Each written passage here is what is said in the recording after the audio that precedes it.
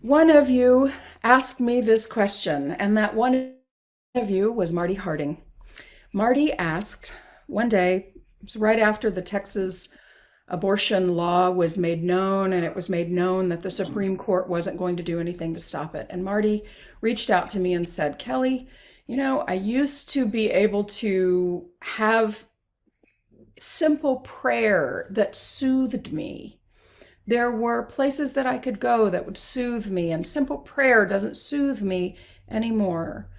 Where do we as Unitarian Universalists turn when we are aggrieved? There is so much in the world to be aggrieved about. And she didn't name the list, but we could go down the list. Human rights around the world, immigrant rights at the border, the climate crisis, of course, economic injustice everywhere, widening gaps of economic injustice, police violence and state-sponsored violence and gun violence, and this rift between the so-called left and the so-called right, between progressives and conservatives, or however we want to name this rift that seems to widen this gulf that we can't reach across. What do we do? Where do we turn? And you might think a minister would have an easy answer to that, and the easy answer is there is no easy answer. I didn't have a quick response, but I began to ask, where do I go? And what does our faith tradition point us toward? Where can we go to find out, to find sustenance, to find strength? What are our sources? And in fact, we are in a denomination that names the sources of our living tradition. Now, I like to throw a little Unitarian Universalist history in every now and then. Many of us in this congregation, this is our first experience with Unitarian Universalism. Not everyone, but lots. In 1961, the Unitarian Association and the Universalist Association merged to become the Unitarian Universalist Association.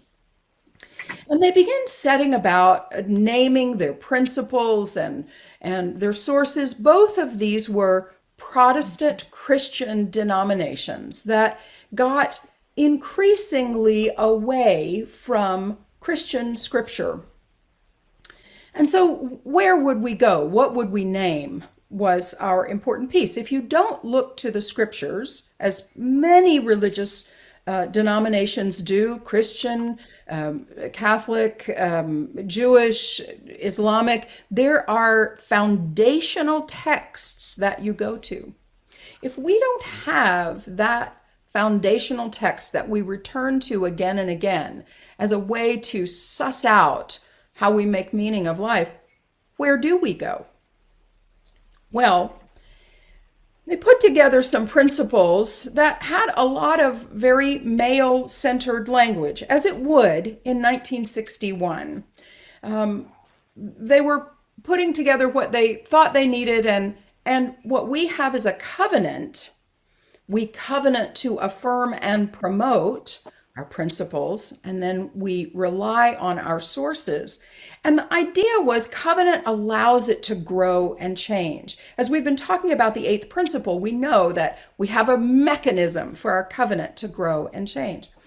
And I'll tell you that in the 1980s, women were very much the catalyst to changing the language of the principles and the sources to what we know now.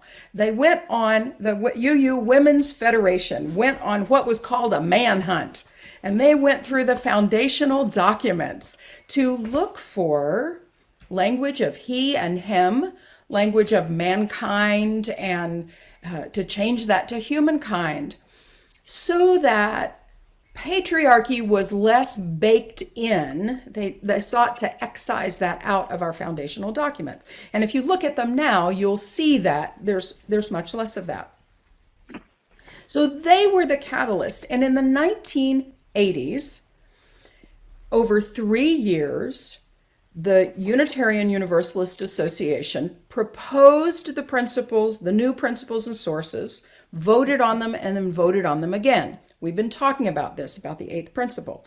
And so we came up with the UU principles and sources. I'm going to do 3 sermons this month, November and December, 2 sources on each month, and talk a little bit about what these means to us. So let me pull them right up so that I have them. And I've put the link for that in the chat. Here's what we say. We live out our principles within a living tradition of wisdom and spirituality, drawn from sources as diverse as science, poetry, scripture, and personal experience. These are the 6 sources our congregations affirm and promote. Direct experience of that transcending mystery and wonder, affirmed in all cultures, which moves us to a renewal of the spirit and an openness to the forces that create and uphold life. Words and deeds of prophetic people, which challenge us to confront powers and structures of evil with justice, compassion, and the transforming power of love. Wisdom from the world's religions, which inspires us in our ethical and spiritual life. Jewish and Christian teachings, which call us to respond to God's love by loving our neighbors as ourselves. Humanist teachings, which counsel us to heed the guidance of reason and the results of science, and warn us against the idolatries of mind and spirit. Spiritual teachings of earth-centered traditions, which celebrate the sacred circle of life and instruct us to live in harmony with the rhythms of nature. And we say this at the end of those sources. And I've just lost my spot, so I may be able to come back to that in a moment, that we are grateful for all of the richness of these sources, that our canon is not closed. The canon of the New Testament is closed. The canon are those books of the Bible that have been certified by one ecclesiastical body or another. They are canon. It is closed. Our canon is open and expansive, and we refer back to these touch points. So today, let me talk about direct experience of that transcending mystery and wonder, and words and deeds of prophetic people.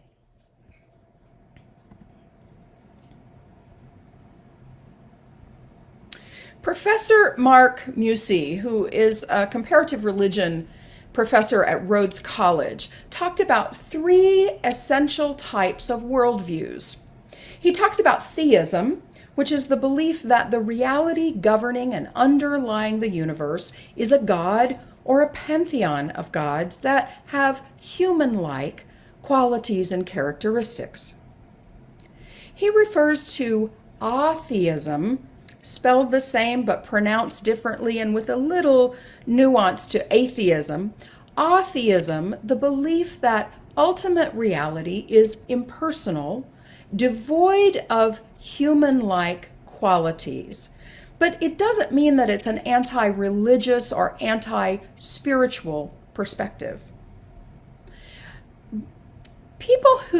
He asserts that there is a third one, which is mysticism, a misunderstood term sometimes. He says that both of these other views, theism and atheism, assert too much. They make claims that exceed our knowledge. We can't know all about theism. We can't know all about atheism. And so mysticism is a third view. It's not the occult, which it's sometimes thought of, but it respects and honors mystery at the heart of existence. It's not merely something that we do not yet understand, that science hasn't explained to us. And mysticism understands that there is no revelation or answer at the end. There is no revelation or answer at the deepest reality of our existence. It's unavailable to our understanding, and we make peace with that. That's a piece of mysticism, that we allow ourselves to be present to the unknown. Physicist Werner Heisenberg was famously quoted to say that the universe is not only stranger than what we imagine, it is stranger than we are able to imagine. And so mysticism is about being willing to accept this about the world and make peace with the fact that there's no ultimate answer, and to live our lives accordingly. Mysticism seeks a place beyond theism or atheism. So the direct experience of transcending mystery and wonder, many of us can imagine what those experiences may have been for us. Perhaps it was when you held an infant, or when you were walking on a beach at sunset, or when you had hiked to the top of a peak, or when you are in the still, quiet place of ease and peace. There are all sorts of ways that we might experience a moment of transcending mystery and wonder. It's useful to explain a little bit what we think they are. We can pinpoint some ideas about them, but in fact, what they are is beyond our naming, right? If we could capture them in language, they wouldn't be quite so mysterious and transcendent. William James and Walter Pahnke talked about 4 general characteristics of mystical transcending experience. They are ineffable. They defy expressions in words. They have a noetic quality. They provide us with a deep insight. They're transient. They don't last very long, but their effects can be profound. And there's a quality of passivity. We don't make them happen. They happen to us. So some general characteristics, again, are ineffability. They defy expression in words. A noetic quality. They provide a deep insight. There's a transient quality. They don't last very long, but their effects may stay with us.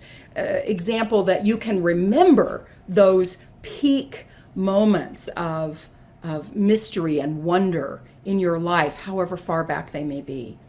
And a passivity. We don't make them happen. They happen to us.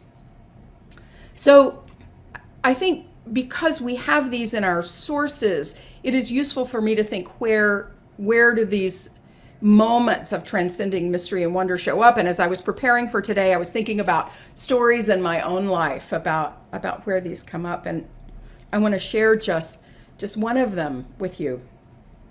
We'll see if they defy words. And we're going to transition into the next part through some music. So I think this music will give us an opportunity to go back. Music often, for me, provokes that deep connected feeling. So I'm in my final semester of seminary. It's the spring of 2010. And I'd already begun doing some weddings and memorials by that time. And I was also doing my chaplaincy internship at Abbott Northwestern Hospital in Minneapolis.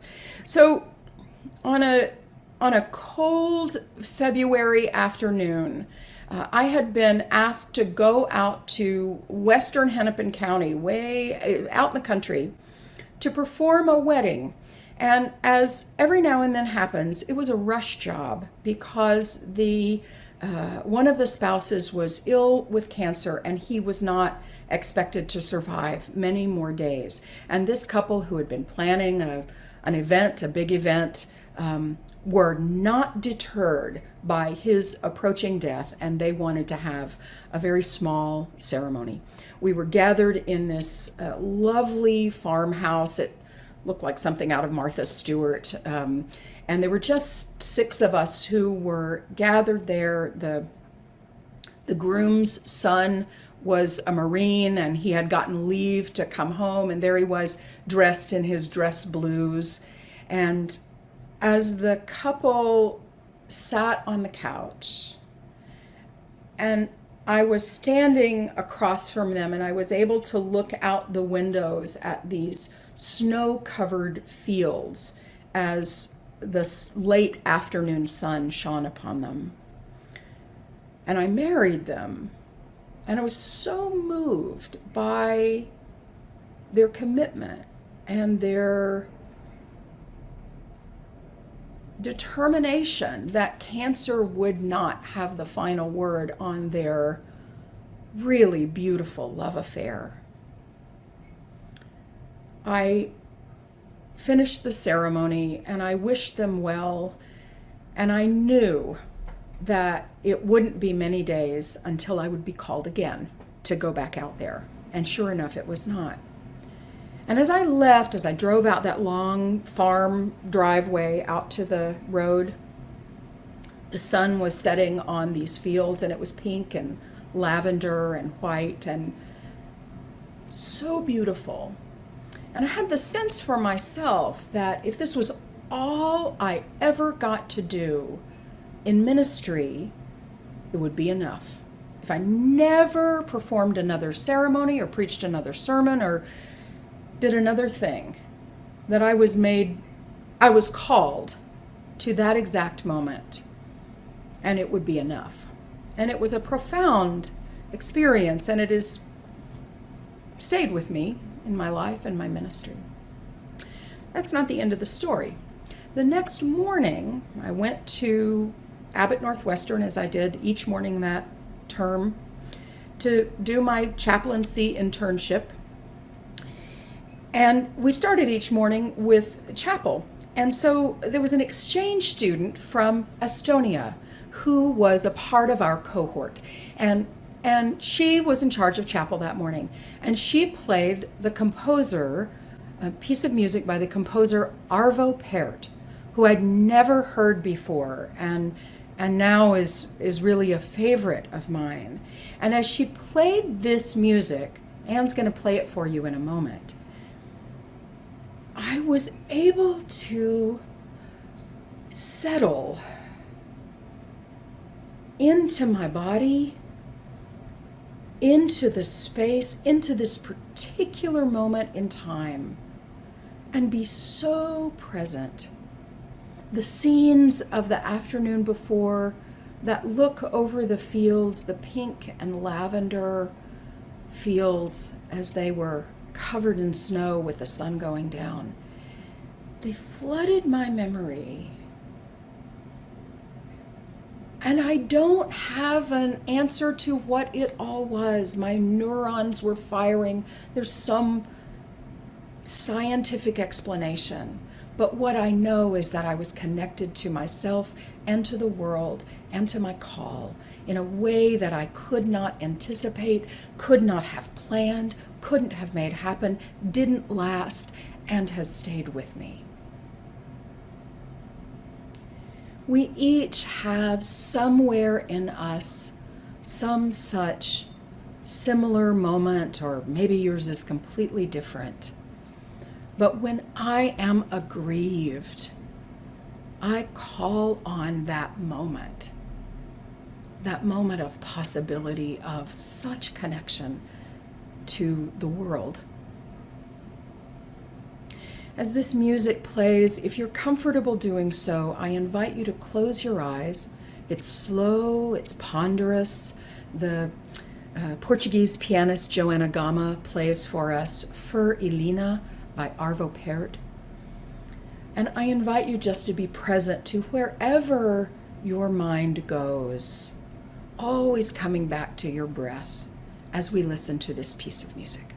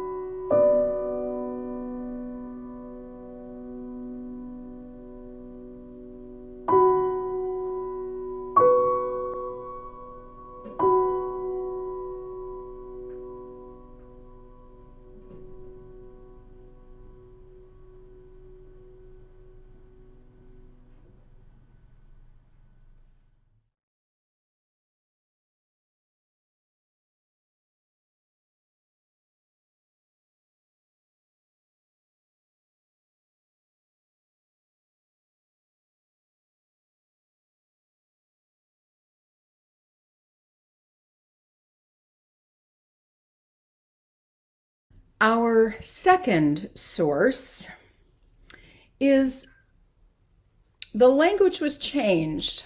The women's movement, as I told you, had made sure that we talked about the prophetic words of women and men. And to name women first in 1984 was a leading edge. Everybody said men and women. They were saying women and men. And so when in 2017, the UUA, the congregations, the words came up from the congregation to be more inclusive, and the proposal was words and deeds of prophetic people. There was a little bit of pushback saying, oh, we don't want to lose that piece of our feminist history. But inclusion won out. And in this particular General Assembly, they had placed copies of our our hymn book, Singing the Living Tradition, all throughout the assembly hall. And they did a ritual of correcting the sources, and they gave everybody pens, and we wrote in pen in a hardback book. My, what a ritual. We changed the word to people. The words and deeds of prophetic people, which challenge us to confront powers and structures of evil with justice, compassion, and the transforming power of love. This is sometimes one of the easiest ones for me to access because there are quotes and lines and pieces from prophetic people that inspire me. If you've got an email from me, you know that one of those is Cornel West saying that justice is what love looks like in public. Another one in a different email account says, action is the antidote to despair. Quote Joan Baez. It's helpful to know what we mean by prophetic. And let me share with you what Christian activist for the poor Shane Claiborne says. He noted that the ancient prophets were not fortune tellers, but truth tellers. Sometimes we think of prophecy as fortune telling. They were truth tellers. They were not just trying to predict the future, they were trying to change the future by naming the present. Think Greta Thunberg as she calls us to wake up and be aware of the climate crisis. She is a prophet. And it's useful to think of prophetic people, not adult men and women. Greta Thunberg was 12 years old when she began her climate strike. Anna Frank, we think about her and her prophetic transforming power of love in believing in the ultimate good of human beings in the midst of all that would tell her that was not true. Mark Morrison Reed, who is a Unitarian Universalist, African-American minister and leader, says that the central task of the religious community is to unveil the bonds that bind each to all. There is a connectedness. We talked about this earlier. A relationship discovered amid the particulars of our own lives and the lives of others. And once felt, it inspires us to act for justice. It assures us that we are not struggling on our own, but as members of a larger community. The religious community, this community, is essential. For alone, our vision is too narrow to see that all that must be seen, and our strength is too limited to do all that must be done. Together, our vision widens and our strength renews. I think as we call into our religious space, our congregational space, the words and deeds of prophetic people, we are strengthened. We are given sustenance. It's a place to go when we are aggrieved, when we see what other people are doing. The Rise Up Coalition and the Water Protectors up on Line 3 in northern Minnesota are a source of strength to me. The 3 African American women who created the Black Lives Matter movement. And now we have this worldwide movement of people who are saying the status quo is not okay. A change must be made, and it is up to every single one of us to make that change. I am inspired by the words of Dorothy Day, Catholic social worker, did a great deal of work with the poor. And I love this. Boy, this really feeds my soul and my efforts. Dorothy Day said, "People say, what is the sense of our small effort. They cannot see that we must lay one brick at a time, take one step at a time. A pebble cast into a pond causes ripples that spread out in all directions. Each one of our thoughts, words, and deeds is like that. No one has the right to sit down and feel hopeless. There is too much work to do.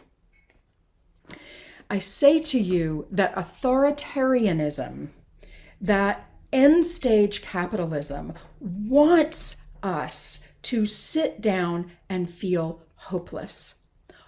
All of the structures of oppression, of economic injustice, of patriarchy, of systemic oppression, all of the structures of oppression want us to sit down and feel hopeless. Dorothy Day says we don't have a right to do that. There's too much work to do. And even if our efforts are futile, still we resist. Still we resist. There has always been a resistance. You call me to be a part of that resistance. I'll bet you know writers and quotes that you find particular strength from, people that you look to as beacons. Certainly Reverend Dr. Martin Luther King and Fannie Lou Hamer and the people who worked on civil rights and workers' rights in California and labor rights, all of those different rights, people, Americans with Disabilities Act, the people who worked on that, Ruth Bader Ginsburg and Thurgood Marshall and other justices. And there are politicians, Paul Wellstone, who was out front leading and said what we needed to hear. So here's what I propose. I am inviting you to join me in a project of creating, sussing out our canon, our scriptures, our quotes, our words to live by. I have created a Google Doc, and I know some of you do not love Google Docs, I'm aware. And you don't have to use the Google Doc, you can also email me. But here's my suggestion. I've created something that has our 6 sources where we can go in and edit and add a story or a quote or something that's meaningful to us, a book or a movie or a piece of music that is transformative to us, that when we are aggrieved, we feel we can find some strength and sustenance there. I'm going to put the link to that Google Doc in the chat. Everyone who has the link can edit it. If it gets hairy and out of control, I'll take care of that. I'll edit it down. And if you don't want to use a Google Doc, you can just email me and let me know, kind of where you'd like to put it, and I'll put it in there. You don't have to do this if you don't want to, but I think that one of the ways that we try to stay connected in this weird COVID time is doing something like this and sharing our sources and resources with each other. So think about it. If something comes to your mind next week and you go, oh, that's what Kelli was talking about, then we can put it in there then. I'm going to just right now drop that into the chat. There's the Google Doc. I think that should work. And then we'll see about that. Now, I'm going to read one more quote and then close us. We'll turn off our thing and talk for a few minutes. These are the words of Rabindranath Tagore, an Indian poet and writer. He says, I feel my limbs are made glorious by the touch of this world of life. And my pride is from the heart throb, the life throb of ages, dancing in my blood this moment. May our ancestors who worked hard in this world, may our ancestors infuse us and be proud of us. May we make them proud with prophetic words and deeds, and may we recognize transcending mystery and wonder.